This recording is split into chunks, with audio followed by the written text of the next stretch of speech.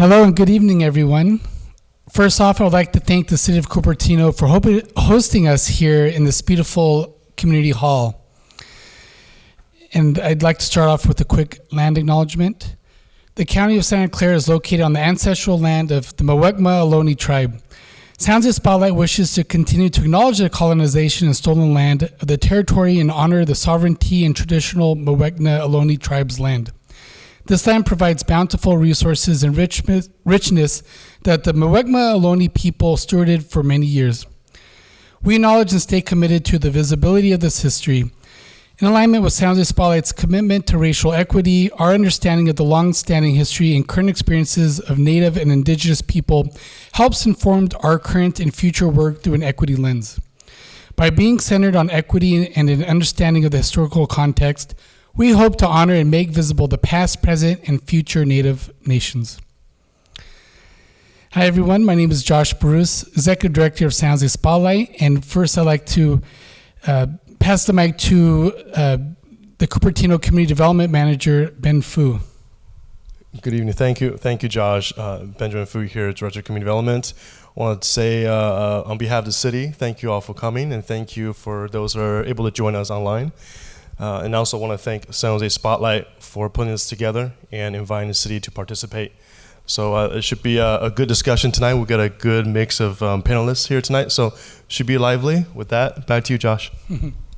Wonderful. Thank you, Ben. I'd like to welcome everyone to Cupertino's Future, a dialogue on development. This is our first live event here in Cupertino, and we at Sounds of Spotlight have recently expanded our reporting to new cities in Santa Clara County, including Cupertino, and we're proud to partner with the city to host this important discussion and connect our readers with decision makers and stakeholders. As Ben alluded to, thank you to all those who are joined with us here in person this evening and all those who are watching at home. Following our pre-written questions, we'll open it up to public comment from the audience. With that, let's meet our panelists. We're joined by Ben Fu, the City of Cupertino's Community Development Director, Daniel Degu, the City of Cupertino's Economic Development Manager, Marvel Ng, Associate Director of Development for Charities Housing, and Josh Shumsky, Executive Director of the Econic company. Welcome, everyone. Let's jump into the questions. First question is for you, Ben. Ben, what is the current jobs to housing ratio here in Cupertino? What does this balance mean for housing and jobs compared to other local cities? Thank you, Josh. As you may know, we have a draft housing element out. So based on that document, our job to housing ratio right now is 2.6, which is quite a bit better than a lot of our jurisdictions nearby. What that means is, obviously the cities, you function as a region, right? So not just a city on itself. So there's a lot of collaboration and coordination between the cities within the region to make sure that we provide the necessary housing for all income levels, all professions, and provide that sort of that standard of living environment for everybody. So what it means for us is that we're doing a good job, but we need to do more of it, and that's what we're currently working on. And what would you say are some of the keys of success? Is it that cooperation, that collaborative approach that you mentioned? Yeah, I think maybe people have noticed that more recently we've done a much better job, more proactive outreach to our communities, to our residents, to our business owners, trying to provide that engagement, letting us know what would you like to see from the community, what would you like to see from your property, what can we do to help you be successful. Awesome. Thank you, Ben, for that. Staying on the topic of housing, Marvel, what are some of the recent and current affordable housing projects for consideration? And what would you say are the keys to success? Thanks for the question, Josh, and thanks to Spotlight and the City of Cupertino for having me tonight. So I'm with Charities Housing. We are, for those who don't know, we're a nonprofit, 100% affordable housing developer. We only build affordable housing. And, over the last few years, we've actually been pretty active. Right now, we have 3 projects under construction, all in the San Jose, one on Alum Rock, Keys Street, and Blossom Hill. And 2 of them are large family. One's a senior development slated to be done by the end of the year, this month, which we're really excited about. And also we have another large family project starting construction in February in on Montecito Ave in Mountain View, right by downtown. So that's a really great location, excited about. about that. In the last 5 years, we've completed 5 affordable developments, which is really great, and including one right here in Cupertino, the Veranda, which actually, funny enough, I realized I just drove right by it on the way here. But that project, it's 19 studio units, 30 to 50% AMI restrictions, and it's set aside for seniors. It's a really great project, right on Stevens Creek, right across from Main Street.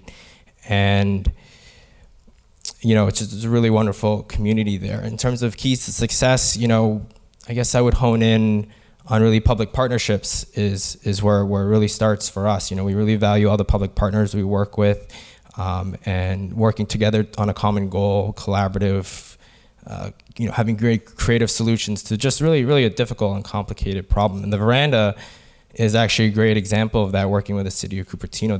That development only took a little less than 3 years, which is lightning speed for development, any type of development, I think. So, and then that the big reason that is because of the city of Cupertino.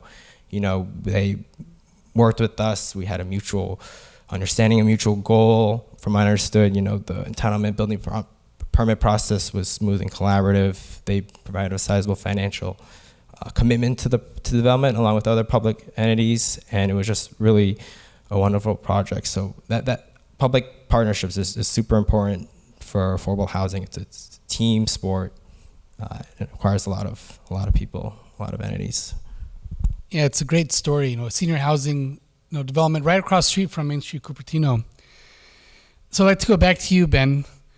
Maybe where Sounds of Spotlight published the story this week on the latest proposal for The Rise, a mixed-use development on the site of the former Valco Mall, to include offices, housing, retail, dining, and park spaces.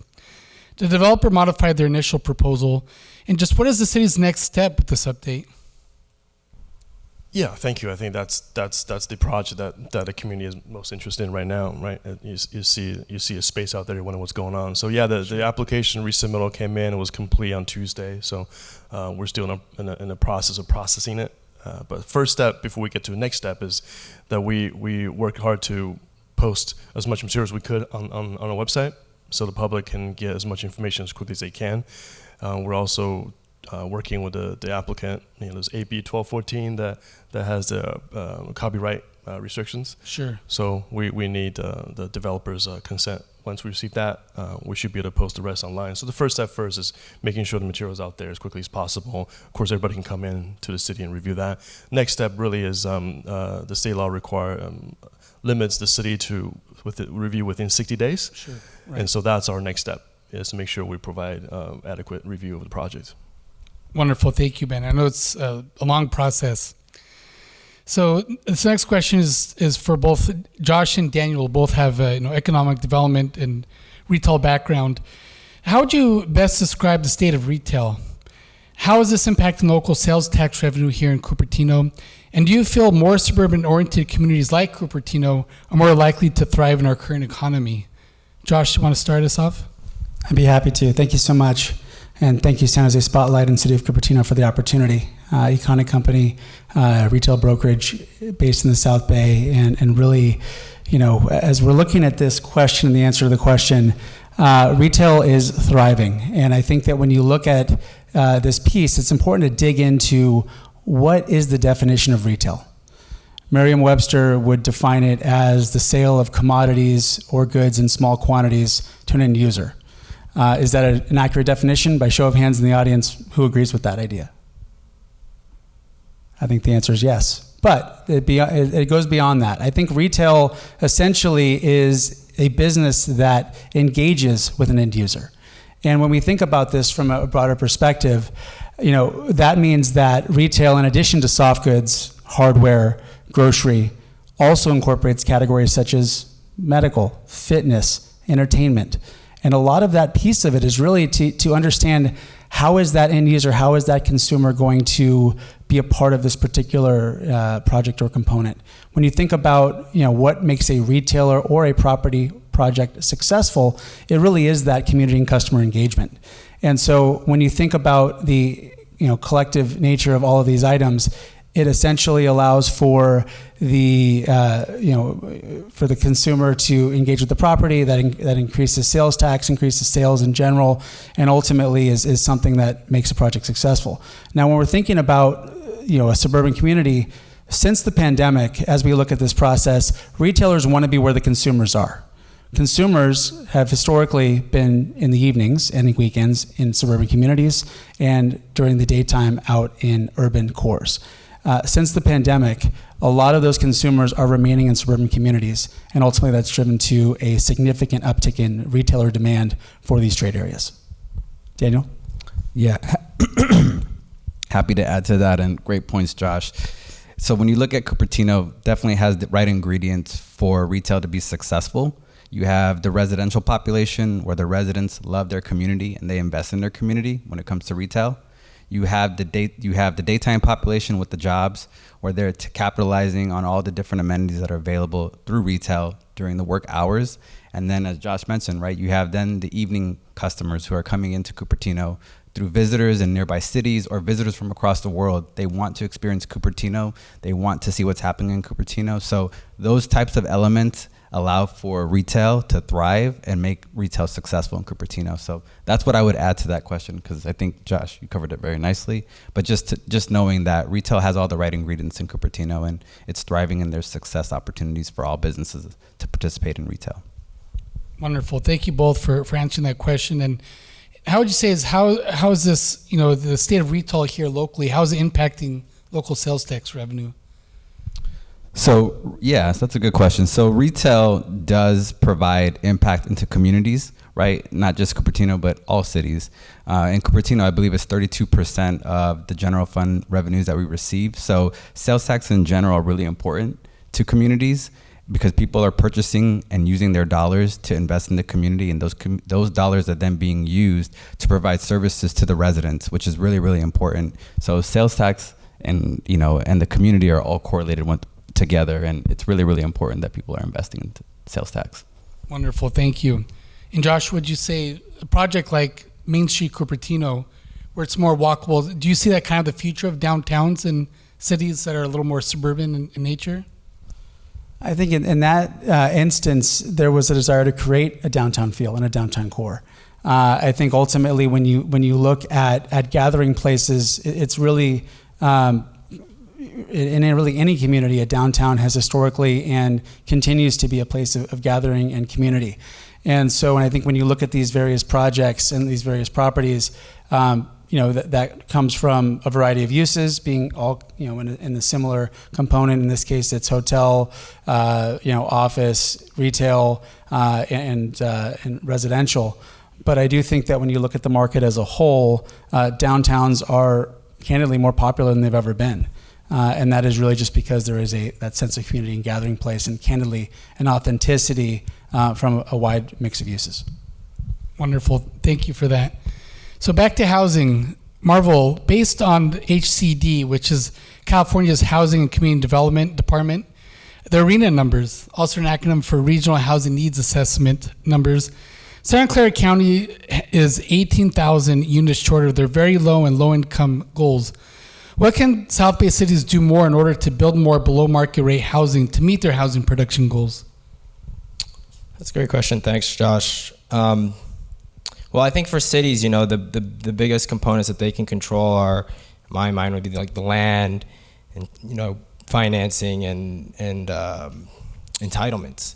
I mean, with all real estate development, it really starts with the land and where and what you can build. So the housing element is critical. But for affordable housing in particular, location is really important because, where it is determines how competitive it can be for financing. So, we need to be smart about that. I guess to keep it simple, walkable, transit-oriented sites near amenities like grocery stores. I mean, generally where people want to live, but those are generally the sites that do well. And I will say, seeing what's been going on in cities and like housing overlays that have happened and master planning sites, I have been encouraged by a lot of the cities in South Bay and what they're doing to make affordable housing more make it happen really. But yeah, we're really looking for sites that are ready to be entitled and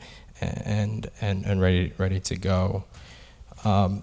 Also, publicly owned land. That's another.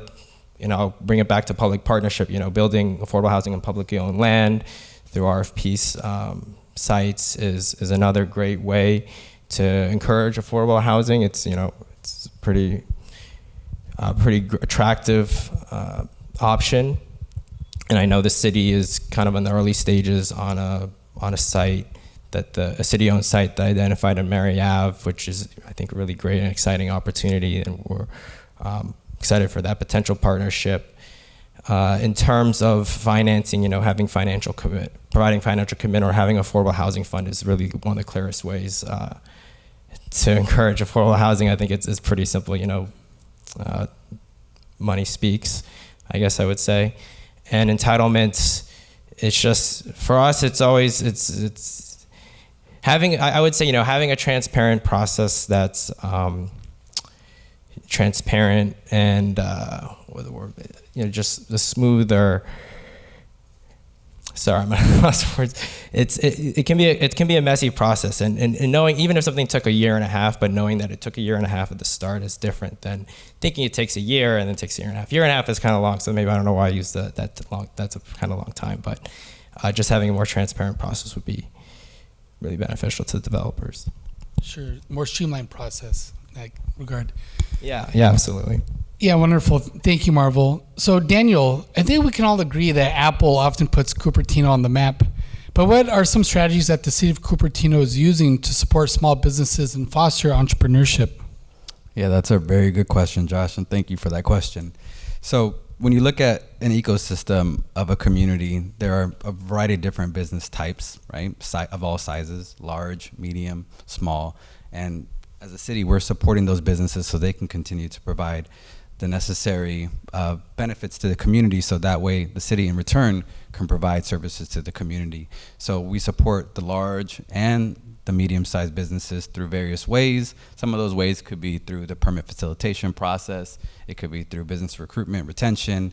But then at the same time, there's our small business, and small business is really critical to the ecosystem of any city, in particular Cupertino, because a lot of times when you look at cities and look at small businesses, those businesses are 99% of all communities, right? So they're very critical to the backbone of any type of city. So supporting small businesses is really, really important. And sometimes it's neglected or not really really aware to people about how much and how many small businesses do exist in their local cities.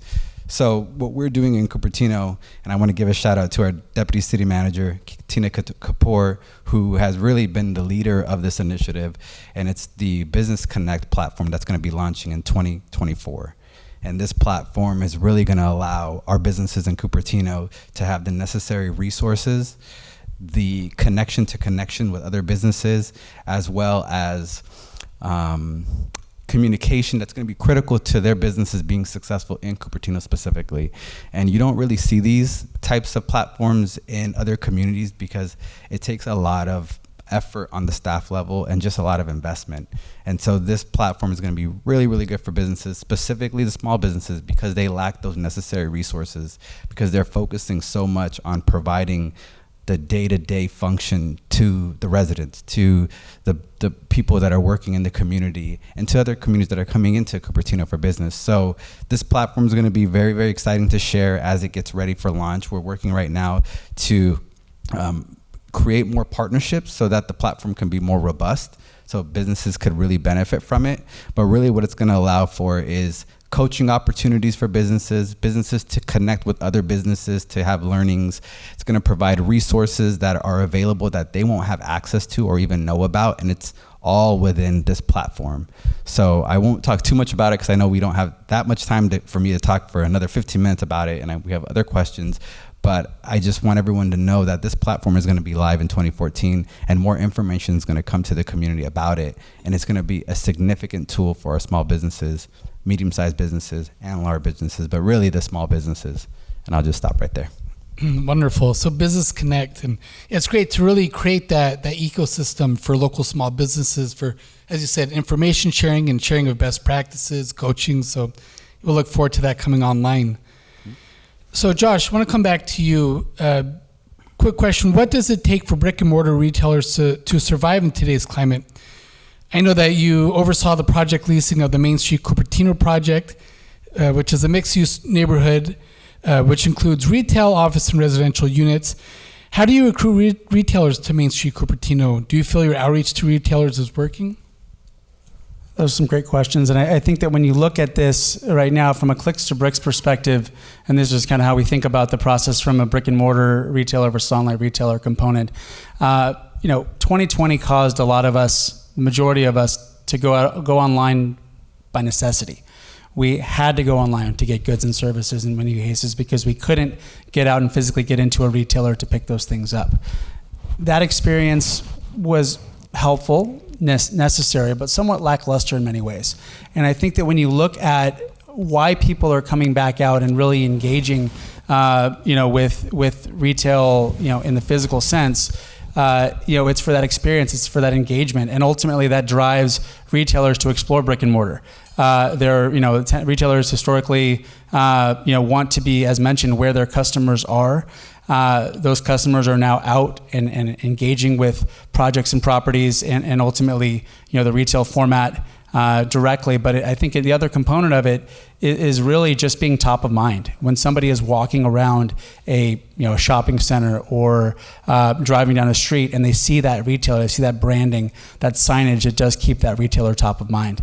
Now, the question about attracting retailers to the city of Cupertino and that process, I think there are so many great things about this community that attract a retailer. I think one item is just thinking about the strength of the demographics of this city.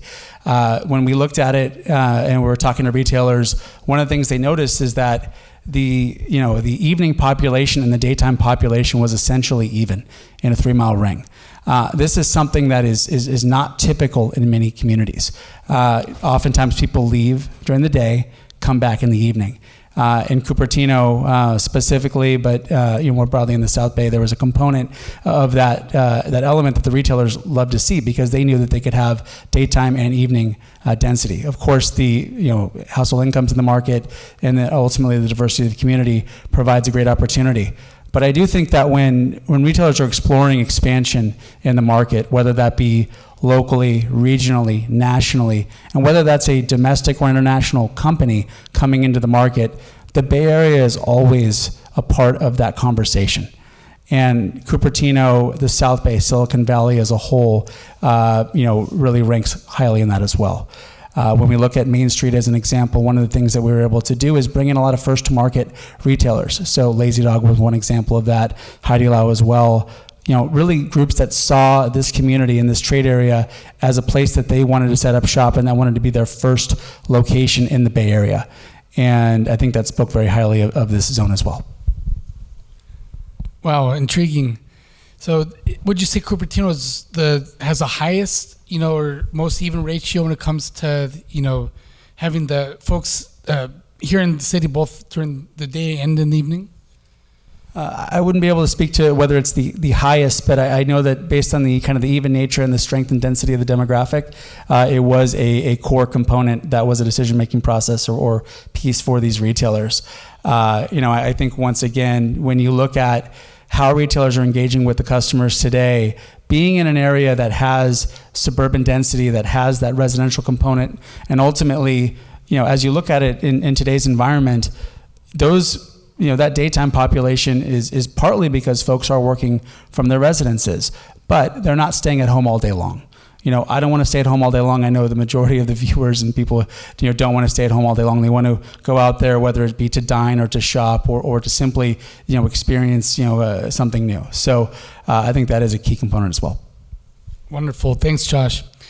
So Ben, it's been reported that Cupertino can stand to face a structural budget deficit due to recent change in the state's tax allocation. How do you anticipate this affecting the city's development department and its ability to move forward projects? Well, I think we have the best community development department in the world. We've been working under staff. Good answer. Thank you. 20% short staff for almost a year now. So we're very hardworking folks that are looking to just service the community. Lots of responsible staff members here. So I haven't seen too much impact, and I don't anticipate that to continue. However, we are taking a pause and kind of think about ways that we can continue to improve and be better. And because that level of service with the reduction in staff allocation is not sustainable, right? So short term, we're good, but moving forward, we need to sort of look at ways to how we can continue that level of service. And one way we started this conversation already internally. I want to thank our city manager Pamela Wu and assistant city manager Matt Morty, who are present here today, for allowing us the opportunity to kind of just pause and look at us internally and look at ways that we can, whether it is simplifying processes, whether it's removing duplicate processes, whether it's more the proactive outreach that you spend the time in advance versus at the back end, right? So when you just spend time in advance, and then you'll save time in the back end. Having more communications and meetings with developers and applicants, just being out there in the community, be connected to the community. We also attend festivals as well, just so you can put a face on the individuals that are reviewing your application, doing your projects, doing your permits, just to be a better connection there. So I think all those things and many more are working on, which the public will start to see more of that in the next 6 months or so, is going to help us through this process, this period. That's great, and I'm sure a lot of city departments are also looking at what they would do in in the event that they are facing a type of budget deficit. Yeah. Also add too, for example, the pandemic was challenging, right? Sure. March 16 or 17, whatever it was, we get the notice and we were just out. That same day we're gone. But next day we're back online, right? We're able to do everything remote. We plan check remote. We even did inspections remote. So everything was remote, virtual, starting from day 2. And so that, again, that's kudos to our elected official, council members as a whole. And represented today here, I think Councilmember Moore is here today, have that vision and provide that kind of support to us and say, yeah, let's do these things in the event that something may happen, provide some flexibility. And so that because of that, we're able to transition so quickly. And I think virtual plan checking, virtual permitting is one thing that we're continuing to do, even outside the pandemic. So that's also another plus. So. Wonderful. So a lot of lessons learned during the pandemic that you could use moving forward, just to be nimble. Great. And then going back to you, Marvel. So what is the current climate and future? What is the current climate and future for affordable housing? And how can people help support more affordable housing? Thanks, Josh. I think the first thing people could do is they could become affordable housing developers. That'd be one step. Or, Ben mentioned short staff, working in the city, local departments, planning, housing, building departments. I know there are jurisdictions that are short staff, and we all know that there's a housing shortage, and there's gonna, if we're gonna meet that shortage, we need a lot of production, which means we need human resources to make it happen. Another way is, we at Charities, we take community outreach really seriously. So, anytime we have a project, we reach out to the community. So that's another way to get involved. We work with neighborhood groups all the time.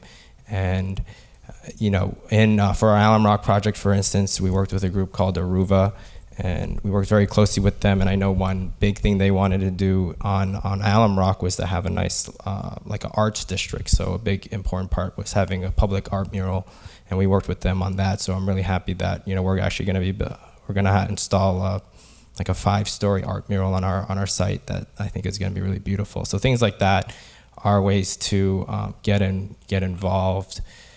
But in terms of the current climate, I'd say it's kind of paradoxically like a good time and a really tough time for affordable housing. And it's a good time because of an unfortunate circumstance. Everyone knows, no secret, the housing prices and rent prices are really high. There's a lot of displacement, a lot of income inequality. So folks end up being rent burdened or needing to move. So there's a high need for affordable housing. And there's a lot of political will, I would say, on various stages, various levels of government to solve this problem. So in terms of that, it's a good time because there's a lot of smart people trying to solve the problem. But, and there is a big pipeline of affordable housing, but the main issue is how do we finance it and how do we do that? So that's the really tough part. It's very competitive right now to get financing. So I guess the biggest thing people could do is to help is with their vote. And get involved in that way. Right now, actually, there is going to be a ballot measure in November for a Bay Area regional bond for all 9 counties combined that is estimated to raise about 10 to 20 billion dollars across all 9 counties, and they estimate that would house, 500,000, 500,000 people, or maybe maybe even more, and that would be a giant leap, I think, to helping our housing shortage issue. So, get involved.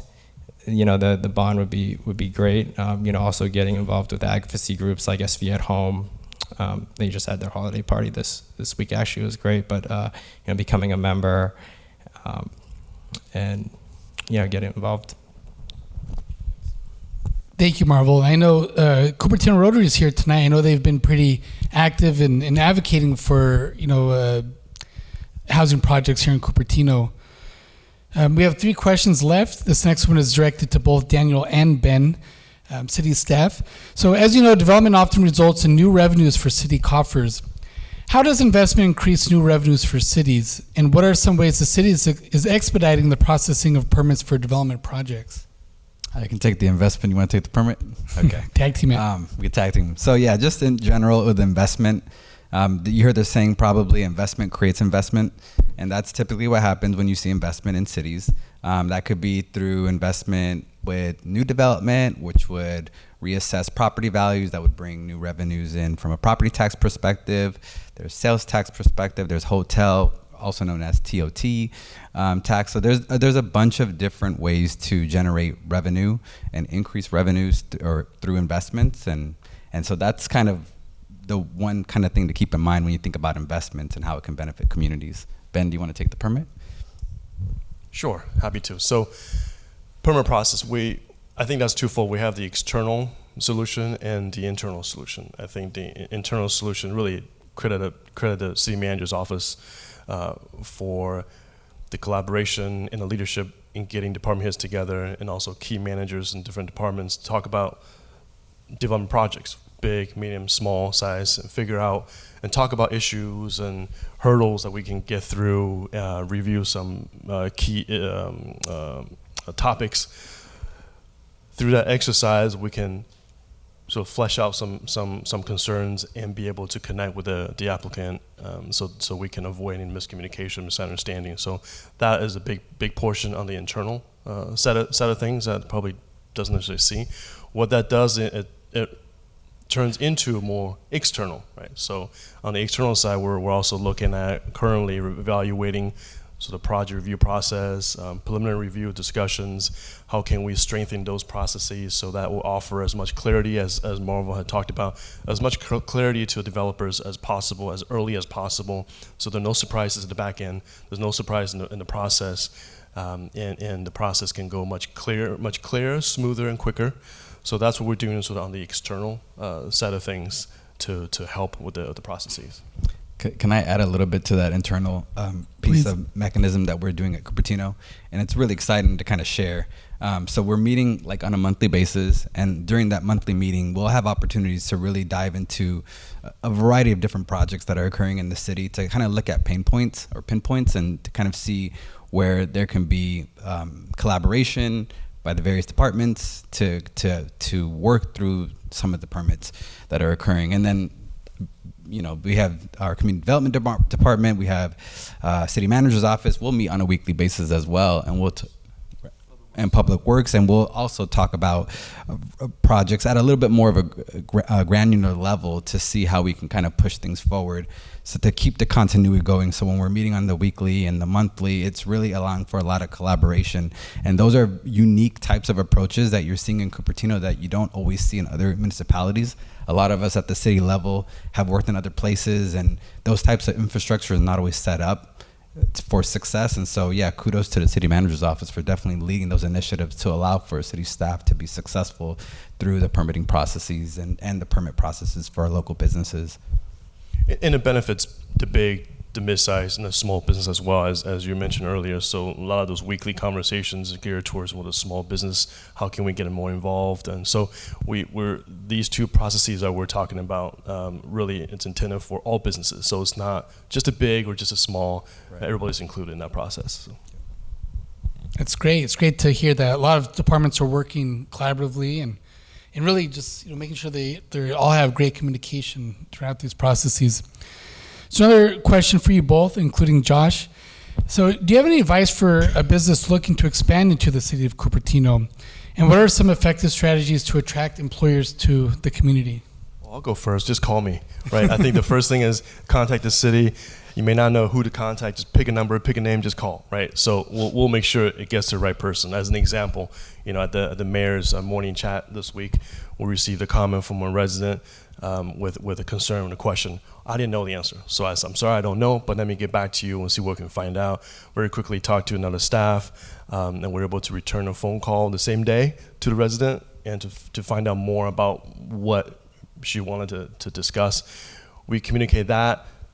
Key piece of it to Public Works, a lot of it's a CIP type of project issue. So, and then phone call was returned from Public Works the same day. So all within 24 hours, we're able to reach out, find out more information, and resolve the question. So that's sort of one example that I'm giving. Just give us a call. You don't have to know who to call. Call somebody. We'll make sure we get back to you.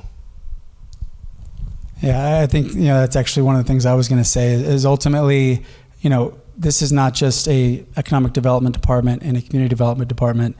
There's Daniel and Ben, and there's the staff in the process. So the beauty of it is when we've established that retailers want to come to this community. Now it's about what is the most effective way for them to engage and ultimately find a home here. And working with community development, economic development, those retailers, in a variety of categories are able to determine which sites are zoned for their uses, what elements, are to be considered when it comes to, coming into the community as well. And then ultimately, when you're thinking about the process, what retailers want is they want certainty to the best of their abilities. And so when they're looking at these different options, whether it be Cupertino or other communities, one of the things that having this direct communication and connection is provides a sense of comfort that they're going to be welcomed when they come here. And I think that is a critical piece to discuss. I think when you look at at how to kind of bring them in and that process, it really is a focus on that broader engagement. I mean, they could be coming in and have Daniel be their first call. They may be able to come in and say, hey, we want to be here.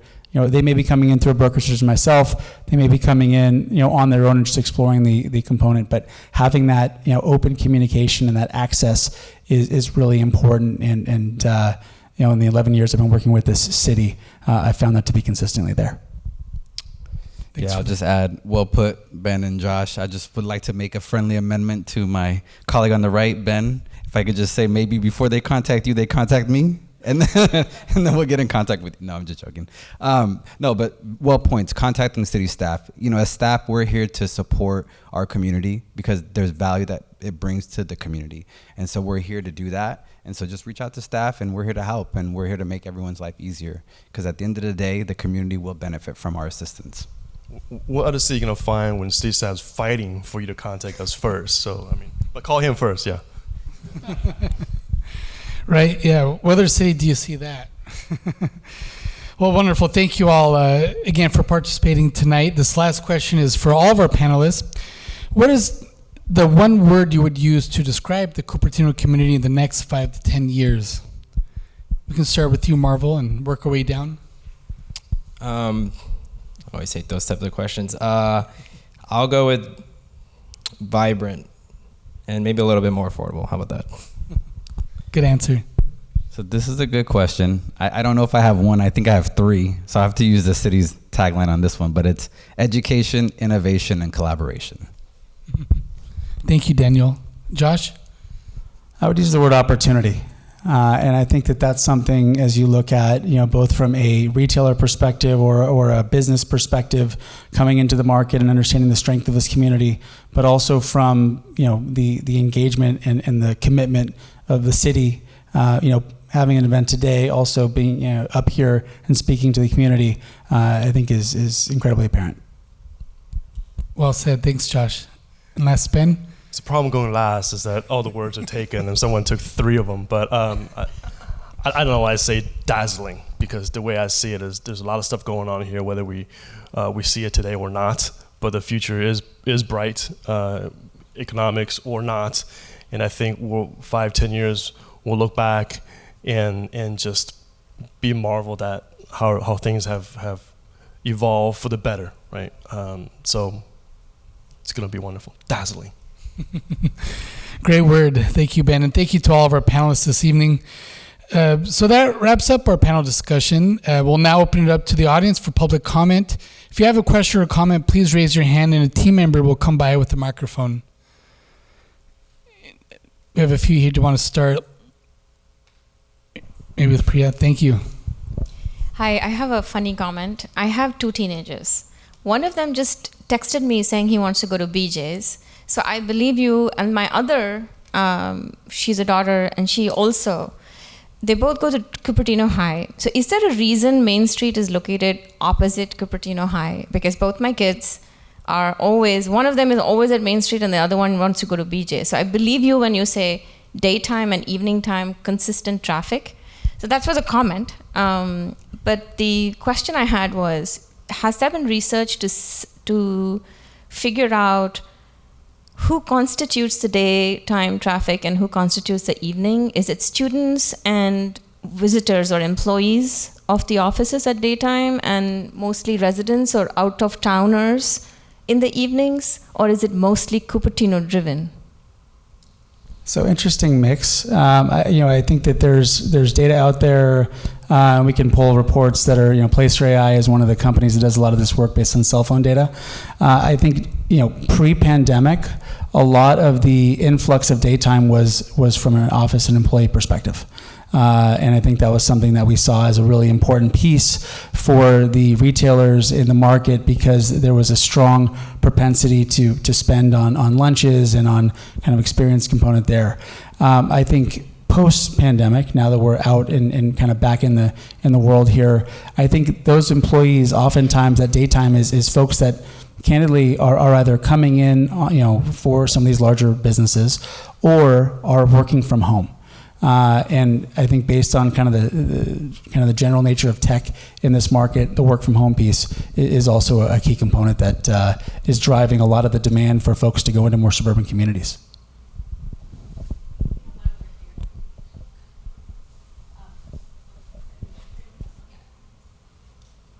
Very low-tech senior. Hi, I'm Jennifer Griffin. I've lived in the neighborhood since 1985. My husband and I are both retired. We're not planning on moving anywhere. We have senior parents that are 88 and up, 91, 92. We are keeping them in their homes. That is our family choice, because after the pandemic, we have been told that is the safest place for them. I and my siblings and my husband are providing a great deal of support for them, and I know a lot of other people that live in this neighborhood do this too. It's our choice as Californians to have our parents live comfortably in their homes, and I do not mind bending over backwards to try to take care of them. I owe that to them. We don't have children, so we're winding up being the ones. And I will say again, I can't ride a bike. My mother, who's 91 and in poor health, cannot ride a bike. My stepmother-in-law, who is 88, has physical limitations and cannot ride a bike. We need to make sure that we're keeping adequate parking in the city, in retail. I will personally not shop at a place if I have to park and walk to it, because it is physically difficult for me at this point. And I drive my mother around a lot. She lives in Santa Cruz, and thank heaven Santa Cruz has a lot of available retail. Seniors, and I'll make this short, seniors need pharmacies. They need places to buy clothing. It is difficult for them to get out to get shoes and clothing. And we need to have services that provide medical services for them. I think that the seniors are often neglected, and they think that they just put them in homes and nobody cares about them. That is the farthest from the truth. So I appreciate you all taking a very healthy look at retail. I happen to shop in other areas of Santa Clara County because we've lost a lot of accessible retail in Cupertino. I would like to see more chains like Old Navy, etc., come to Cupertino. I will not shop at Valley Fair unless someone drops me off, because the parking is too stressful. So if you could make sure that we have services for seniors who live, my mother-in-law lives in West San Jose, my mother's in Santa Cruz, we have other relatives in Mountain View and Sunnyvale. And I would hope that we would be able to make sure that they're not going to be just told that they have to go live in a nursing home. That isn't helpful. It's not modern. And I hope that everyone in my seniors live to be like Mr. Lear was 101 years old. It's a loving burden, but I'm willing to do it. So thank you so much. Thank you for that.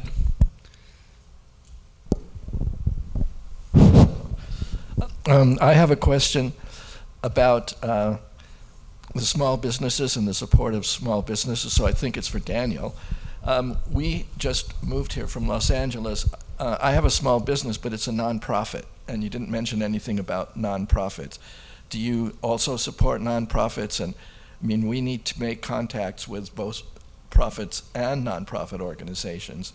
So is that part of what you're talking about? Great question, and the short answer is yes.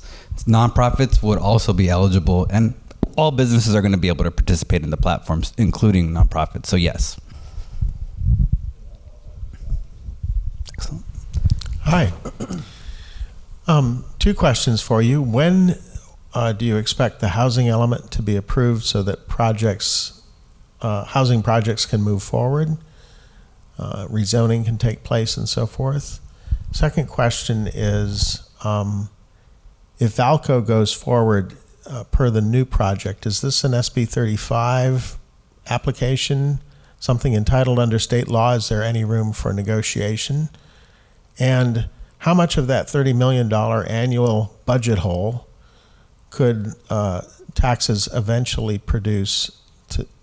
How much of that $30 million hole might be filled by those revenues that come in once Valco is in operation?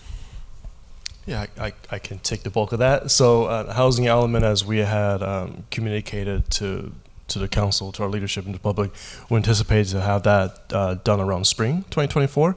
We're still waiting for HCD's latest comments to our latest round of draft. So when that comes back, we'll be able to see what those comments are and be able to address those, bring it back out to the public for review and comment, and then send it back for final review and hopefully approval. So anticipated spring 2024. And the second question is regarding Valco. What was the second question again? I'm so sorry. SB 35. SB 35, yeah. So right. So SB 35 project. So the new submittal for Valco is not a separate SB 35 project. It is a modification to the prior approved SB 35 project. So it is still SB 35 project, but it's a modification to the original approval. I'm not a finance guy, so I'm not sure how much the third question I can really answer for you, but I can certainly look into that and get back to you. Thanks, Ben. Hi, my name is Mohan, and I wanted to talk more about, I'm a long-term resident of Cupertino, so on the economic front, you're talking about retail growth, but as she pointed out, parking is a premium in this community. So the question is, and there's an aging population. A lot of the transportation networks, pretty much the Santa Clara Transportation District, basically, when you look at it, the buses have cut the routes out of most of the communities. So I'm going to suggest that get some feedback from the community in Cupertino and look at having shuttles going around the community to bring the community together. You want us to shop in Cupertino, you want us to dine in Cupertino, but then if parking is a premium, if shuttles are there, people are going to take the shuttles to these services and we're going to spend in the community. So that's one recommendation from spurring local activity and easing the parking limitations as well. And to her point, I think it makes it easier on the residents to come into the community and spend some time in the local shops. Next, just get feedback on what kind of services would they like to see, because we have lost some critical services where we are having to go into Sunnyvale or Mountain View or into other communities and we spend our dollars out there. So get some feedback is my suggestion. And Daniel and Ben, I've sent you an email on helping you out from an economic growth perspective. Please do take a look at that email. Okay, thank you.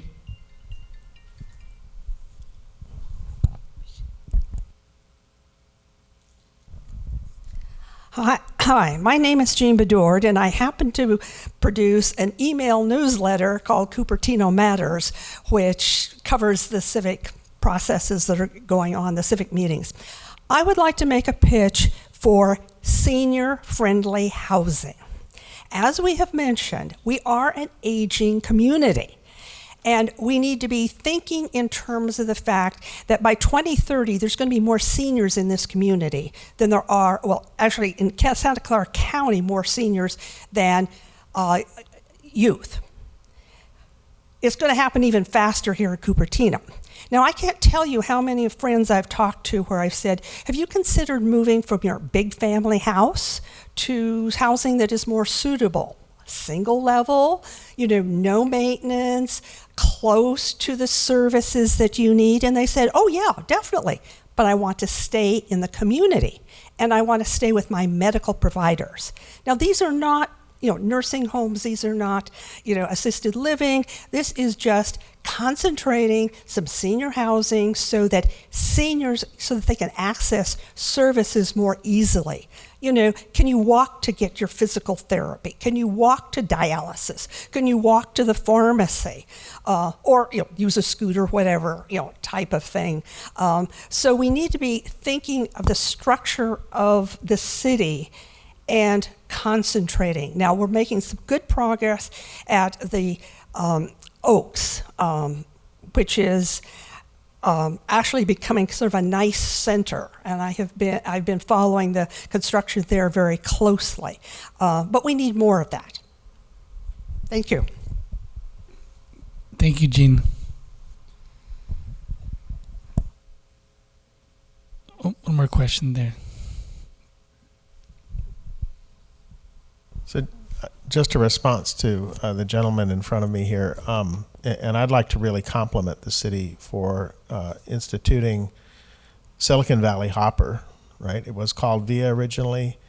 This shuttle is now I looked and talked to city staff through the end of October, has delivered over 40,000 rides to some 6,200 unique individuals. And the primary sources and destinations are Monte Vista High, De Anza College, Cupertino High, the Target, and the Sunnyvale train station. So this is a big improvement to mobility. It's on demand. Other stops have now been added, right? You can get to Kaiser and Santa Clara, you can get to El Camino, you can get to the Mountain View train station. I've personally ridden this 3 times in the last month or so. and I think it's a huge benefit. It's now expanded into the south end of Santa Clara, and I'm trying to get Sunnyvale to do this. I'm a high school board trustee here, so we get Sunnyvale doing this, we'll also see big benefit for students that have far to travel from the likes of Fremont High to North Sunnyvale. But I would like to compliment Cupertino on, with all the frustrations we've all had with VTA over the years, doing something to actually deliver new mobility services. Takes wheelchairs to address the senior question, also takes bicycles, which is something you can't get out of your standard Uber or Lyft. Thank you. Thank you, Rod, for sharing. Any other questions or comments from the audience? Well, thank you again to our panelists this evening. Again, it's Ben Fu and Daniel Degu from the City of Cupertino, Marvel Eng from Charities Housing, and Josh Shumsky representing the Econic company. A video recording of tonight's panel will be available on our YouTube channel, as well as a recap story from one of our reporters. And if you enjoy programming like this, please consider supporting our work with a monthly or annual recurring donation in any amount on our website at soundsspotlight.com. Thank you all for tuning in, and good night.